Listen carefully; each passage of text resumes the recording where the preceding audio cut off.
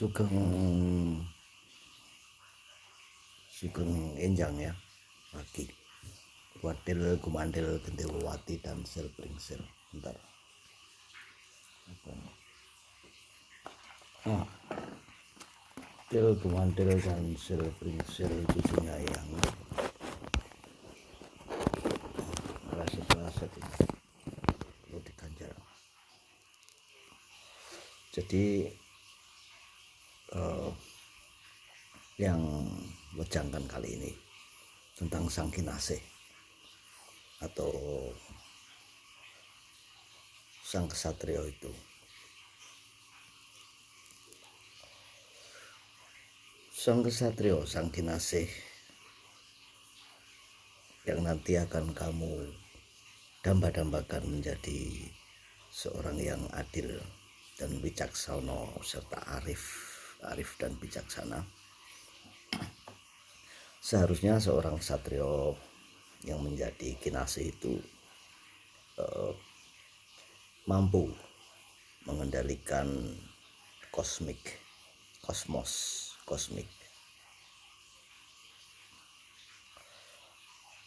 mampu mengendalikan jagat semesta. Ketika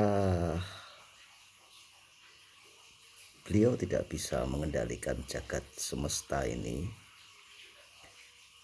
ketika beliau tidak mampu manunggalnya batin beliau dengan semesta, beliau bukanlah sang kesatrio pinilih itu atau sang kesatrio piningin.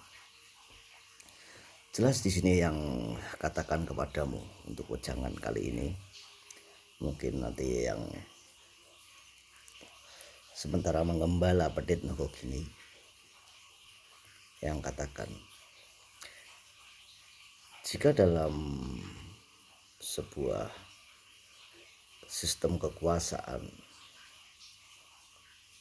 masih ada kritikan, masih ada kebencian, masih ada keruwetan, pemberontakan, apapun itu namanya, berarti nanti Sang Kinasih itu tidak mampu mengendalikan kosmiknya, jagatnya. Jika beliau mampu mengendalikan itu dengan batinnya, maka yang terjadi adalah ketenangan. Semua berjalan sendiri-sendiri, akan tanpa itu diperintah. Jadi cucu-cucunya yang itu nanti akan mempunyai kesadaran sendiri dan berjalan sendiri-sendiri tanpa diperintah, tanpa diorder, tanpa harus keras, tanpa harus dimarahi. Jadi mengerti apa keinginan Sang Kinasih itu. Jadi tidak perlu dengan suara yang lantang, membentak, menyuarakan sesuatu kebenaran dengan keras. Tidak perlu. Sang Kinasih kayaknya nggak seperti itu. Hanya dengan suara lembut, ya, suara yang lembut, bahasa kolbu katanya, dengan batin, dengan sindiran, dengan apapun itu, cucu-cucunya yang ini sudah mengerti dan sudah berjalan sendiri-sendiri tanpa harus diperintah, kan seperti itu. Berarti sang kesatrio ini sudah manunggal antara batin dengan kosmiknya, dengan jagat kecilnya ini. Dan apalagi jika Sang Kinasih ini bisa manunggal dengan jagat besarnya, maka tidak akan ada kritik atau perlawanan, ya. Karena sebuah sistem dari kedangkalan spiritual yang sebuah sistem tentang kekuasaan untuk menguasai kosmos atau kosmik ini atau jagat ini, itu bukan dari sebuah lembaga, ya, bukan dari sebuah lembaga yang ada, bukan dari sebuah organisasi yang ada, ya, tetapi itu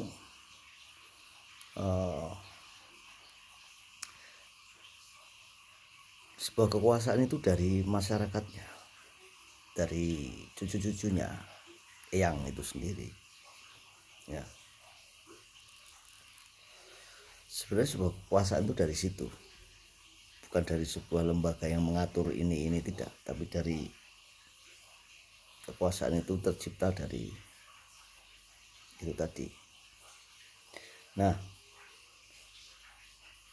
ketika masyarakatnya ini, cucu-cucunya yang ini tercukupi kebutuhannya,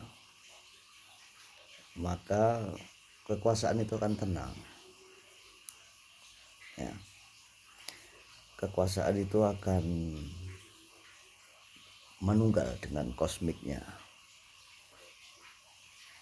Kalau yang melihat seperti itu dari kedangkalan spiritual yang, karena ini kan menjelang sesuatu yang perayaan yang luar biasa nanti.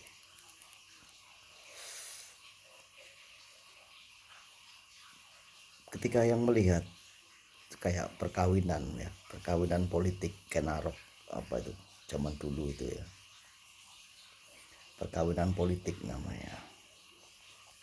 Sang Ksatria nggak bisa seperti itu. Ya, ketika beliau menjalankan perkawinan politik itu nanti akan terjadi imbasnya berbahaya, karena perkawinan politik ini akan menciptakan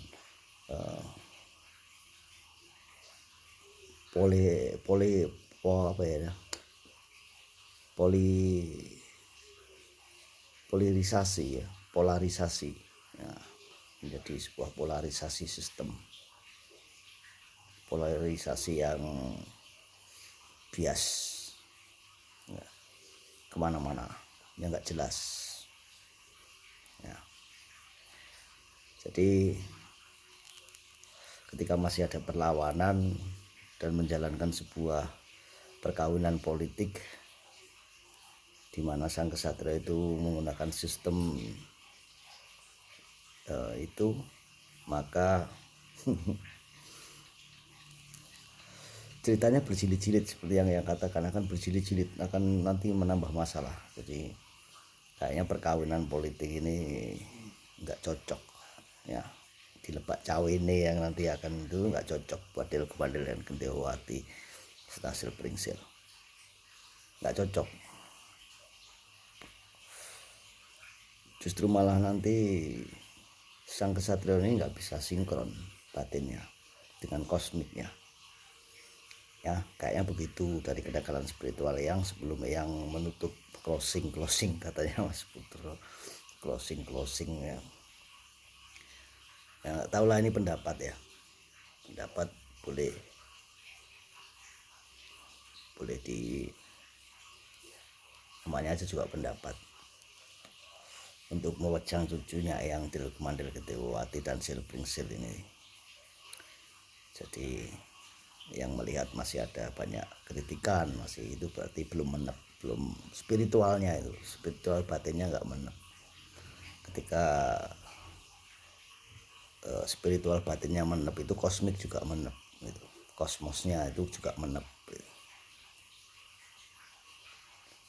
Nanti akan tambah berjilid-jilid dan tambah tidak menep. Itu yang terjadi akan goro-goro. Jadi goro-goro itu sebuah bencana, goro-goro apapun itu yang sesuai dengan apa yang diterangkan oleh yang Sri Aji itu, berarti tidak adanya kesepakatan manunggal antara batin sang ksatrio ini dengan kosmosnya ya, dengan ditandai dengan adanya nanti pasti goro-goro itu kan sebuah perlawanan, kritik, pemberontakan apapun itu ya.